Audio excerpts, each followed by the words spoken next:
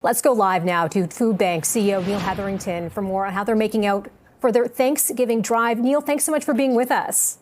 Thanks, Melissa, for the chat. You know, I remember there was a time when Thanksgiving, a big deal. We'd hear from all the food banks all about their drives, and then it would be quiet for the rest of the year. Then we hear from you again at Thanksgiving. But it seems like we have these chats pretty regularly now because you're seeing such a need.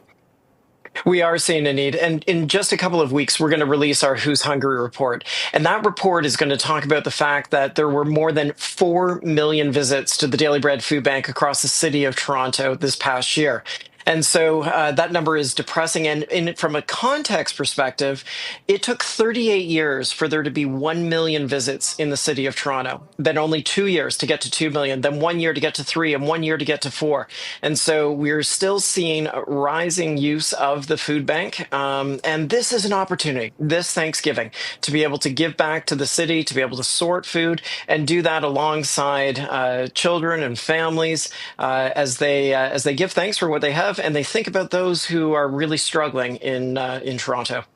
This is the time of year people are thinking how they're going to give back. So what do you need from us this weekend? Do you need more volunteers? We're actually full, which is wonderful. We have about 260 volunteers who are going to be coming out to the food bank and then sorting the food out to the community. What we need, though, are people to drop off food donations at any local fire hall or grocery stores. Second thing we need is funding. We're about 50% of our Thanksgiving drive target. We're about 50% of the way there. But the thing that not everybody is going to be able to donate food or money, but all of us could advocate for change. And so I'm very, very hopeful that if your listeners and your viewers are seeing this, that they'll say, listen, there are 4 million client visits in my city. That is fundamentally wrong. And the best way to help the Daily Bread Food Bank is by contacting any elected official and say, hey, today's the day to build a better Canada. And we do that by building affordable housing and making sure there's proper income supports for those that need it. What more can you tell us about the people in need at this time? I feel like that demographic has been shifting a little. Every time I talk to you, I feel like you're pointing out a different area, a different kind of group of people that might be looking for a little more support.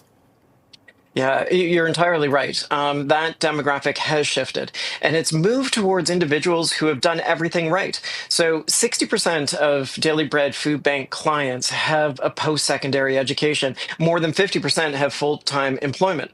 And so you look at that and you say, we've got something in our social contract that's fundamentally broken, where it used to be that if you go to school, you get a job, you work hard, you'll be fine. And that's no longer the case. And so, unfortunately, food charity like Daily Bread has had to step up and step in where there have been failed policies that are not resulting in decent, affordable housing being built.